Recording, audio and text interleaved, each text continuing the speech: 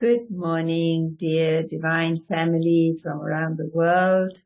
This is Sister Moira from Argentina, and I have the honor to share with you about today's Murli of 31st of May. Good morning. உலகிலுள்ள எனது அன்பான தெய்வீக குடும்பத்தினருக்கு இது sister மொய்ரா, அர்ஜென்டினாவில் இருந்து. நான் உங்களுடன் பகிர்ந்து கொள்ளப் போவது மே 31 முரளி. பாபாவின் முரளியை கேட்கும் போது நான் விரும்புகின்ற வழிமுறை என்னவென்றால், நான் உருவங்கள், படங்கள் போன்றவற்றை பயன்படுத்தி அதிலிருந்து கற்கின்ற ஒருவர். எனவே பாபா எமக்கு ஆழமான கற்பித்தல்களை கொடுப்பதற்காக உருவங்கள், படங்கள் போன்ற பல்வேறு உதாரணங்களை காட்டி விளங்கப்படுத்துகின்ற முறை எனக்கு மிகவும் பிடித்திருக்கின்றது. அதை நான் பாராட்டுகிறேன். இன்று அவர் கூறுகின்றார், நீங்கள் எனது பூந்தோட்டத்திலுள்ள மலர்கள். அவர்தான் பூந்தோட்டக்காரர், சுப்ரீம் கார்டனர். பாபா பறவைகளை பற்றியும், மொட்டுக்கள், பாதி விரிந்த மொட்டுக்கள், முழுதாக மலர்ந்த மொட்டுக்கள், இவ்வாறு பேசும் பொழுது எனக்கு அது மிகவும் பிடித்திருக்கின்றது. எனவே நான் என்னையே கேட்டுக்கொண்டேன், எவ்வளவுக்கு நான் வாசனை மிகுந்த மலராகியிருக்கிறேன். இன்று நான் கொண்டிருக்கின்ற விழிப்புணர்வு, நான் எந்த அளவுக்கு மரியாதை நிறைந்தவராக இருக்கின்றேன், எந்த அளவுக்கு மற்றவர்களில் மரியாதை வைத்திருக்கின்றேன், எந்த அளவுக்கு அவர்களை ஏற்றுக்கொள்கின்றேன், அவர்கள் செய்வதை எந்த அளவுக்கு நான் பாராட்டுகின்றேன். இப்போது நாங்கள் பாபாவின் வீட்டில் திருத்த வேலைகள் செய்து கொண்டிருக்கின்றோம். எனவே ஒரு புறம் மரவேலை செய்பவர்கள், மின்சார வேலை செய்பவர்கள் என்று பலதரப்பட்டோரும் வேலை செய்து கொண்டிருக்கின்றார்கள். வீட்டுக்கு பெயிண்ட் அடிப்பவர்கள். எனவே நான் பாபாவின் பூந்தோட்டத்தில் உள்ள நறுமணம் மிக்க மலர் என்ற இந்த விழிப்புணர்வுடன் மற்றவர்களுக்கு மரியாதை செலுத்துகின்றேன். அவர்கள் செய்கின்ற தொழிலை பாராட்டுகின்றேன்.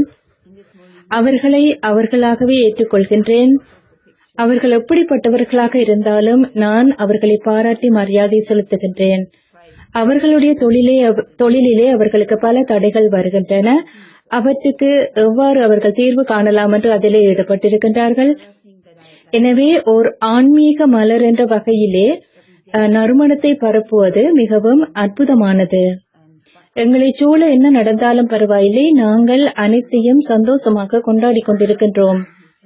எனவே இந்த பட்டங்களுக்கு நாங்கள் எவ்வளவு மரியாதை கொடுக்க வேண்டும் என்று நான் புரிந்து கொண்டேன். பாபா எங்களை அவ்வாறு உதாரணங்கள் கொடுத்து சிந்திக்க வைக்கின்றார். இந்த முரளியில் பாபா ரீங்காரமிடம் வண்டுகள், பாம்பு போன்றவற்றை பற்றியெல்லாம் பேசியிருக்கின்றார். பாபா படங்களை பற்றியும் கூறுகின்றார். உண்மையில் பாபாவின் படங்கள் எனக்கு மிகவும் பிடிக்கும். பாபா முரளியில் குறிப்பிடுகின்ற படங்கள் மிகவும் ஆழமானவை. எனக்கு முரளியில் பிடித்த இன்னொரு விடயம் என்னவென்றால், பாபா குறிப்பிடுகின்ற வேறுபாடுகள்.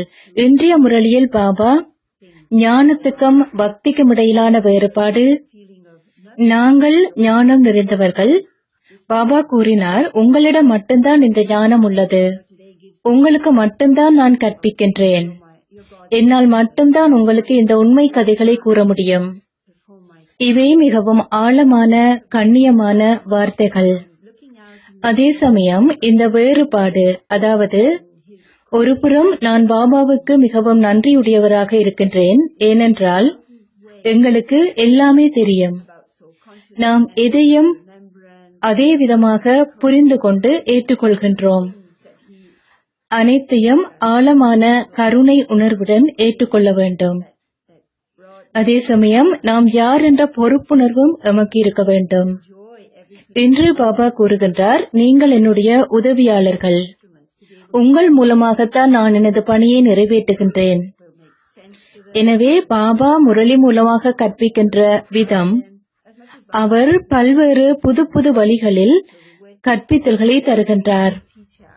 ஆத்ம உணர்வை பற்றி, நினைவை பற்றி, சக்கரத்தை பற்றி ஆயிரக்கணக்கான வழிமுறைகளில் பாபா புதுசாக கற்பித்தல்களை கொடுத்துக் கொண்டிருக்கிறார். எங்களில் பரந்த மனப்பாங்கையும் தொலைநோக்கு பார்வையையும் உருவாக்குவதற்காக பாபா தினமும் எங்களுக்கு கற்பித்தல்களை கொடுக்கின்றார். அது நாங்கள் செய்கின்ற ஒவ்வொன்றையும் என்ஜாய் பண்ண வைக்கின்றது. அதே சமயம் எங்களுக்கு பொறுப்பும் இருக்கின்றது.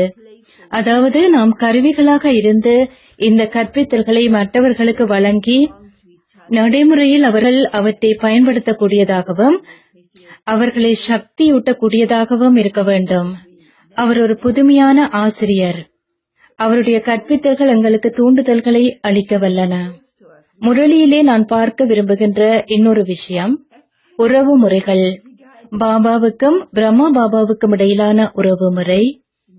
பிரம்மா பாபாவை பற்றி வேறு என்னென்ன பாபா சொல்கின்றார் என்று நான் அவதானமாக கேட்பேன். பிரம்மா பாபாவின் மீது தான் வைத்திருக்கின்ற அதி உயர்ந்த மதிப்பை எவ்வாறு பாபா வெளிப்படுத்துகின்றார்? அவர் ஒரு அற்புதமான ஆளுமையை கொண்டவர். தான் எவ்வாறு அவருக்கு சொந்தமாக இருக்கின்றார். அவர்கள் இருவரும் ஒருவருக்கொருவர் உரியவர்களாக இருக்கின்றார்கள். இவ்வாறு பாபா கூறும்போது அது மிகவும் கவர்ச்சிகரமானதாக இருக்கின்றது. அது எனக்குள்ளே ஒரு மகத்தான உணர்வையும் ஏற்படுத்தியது. நாங்கள் ஒருபோதும் பிரம்மா பாபாவை சந்தித்ததும் இல்லை, அவரை பார்த்தது கூட இல்லை. பௌதீகமாக அவரை பார்க்காவிட்டாலும் அவர் எங்களுக்கு மிக நெருக்கமாக இருப்பது ஒரு அற்புதமே. அவர் எங்களுக்கு தெரியும், அவரை நாங்கள் பார்க்கின்றோம், அவர் கூறுவதை செவிமடுக்கின்றோம். அவர் எங்களுக்கு வழிகாட்டியாக இருக்கின்றார். நாங்கள் ஒன்றாக செயற்படுகின்றோம். எனவே பாபா முரளியில் அவரை எங்களுக்காக உயிரோட்டமாக காண்பிக்கின்றார். நான் தாதி ஜான்கி மீது நன்றியுடையவனாக இருக்கின்றேன். ஏனென்றால் தாதி பிரம்மா பாபாவை பற்றி மிக அழகாக விவரித்து கூறுவார். அது ஒரு சக்தி வாய்ந்த உறவு முறையை ஏற்படுத்தியது. இவை நான் முரளியை செவிமடுக்கின்ற சில வழிமுறைகள். அடுத்ததாக நான் முரளியை செவிமடுக்கும் போது என்னுடைய நோட்புக்கிலே குறித்துக் கொள்வேன். பாபா எனக்கு மட்டும்தான் கற்பித்தலை கொடுக்கின்றார் என்று நான் உணர்ந்து கொள்வேன். பாபா என்னுடன் மட்டுமே பேசுகின்றார் என்ற உணர்வுடன் தான் நான் குறிப்புகளை எடுத்துக் கொள்வேன். பாபா ஒவ்வொன்றையும் பார்க்கின்ற விதம், பாபா எங்களுக்காக கொடுக்கின்ற வழிமுறைகள், எனக்கு அது மிகவும் பிடிக்கும். பாபா எனக்கு மிகவும் நெருக்கமாக இருப்பதை நான் உணர்ந்து கொள்வேன். பாபாவுக்கு என்னை பற்றி நன்றாக தெரியும். பாபா கூறுவார், எனது நினைவின் மூலமாக மட்டுமே நீங்கள் தூய்மையாக முடியும். அவர் எவ்வாறு எங்களை புத்துணர்ச்சியூட்டி மிக லேசாக்குகின்றார். அவர் எங்களுக்கு ஞாபகப்படுத்துகின்றார், நான் உங்களுக்கு உதவி செய்ய தயாராக இருக்கின்றேன், நீங்கள் என்னுடைய உதவியை பெற்றுக் கொள்ளுங்கள்.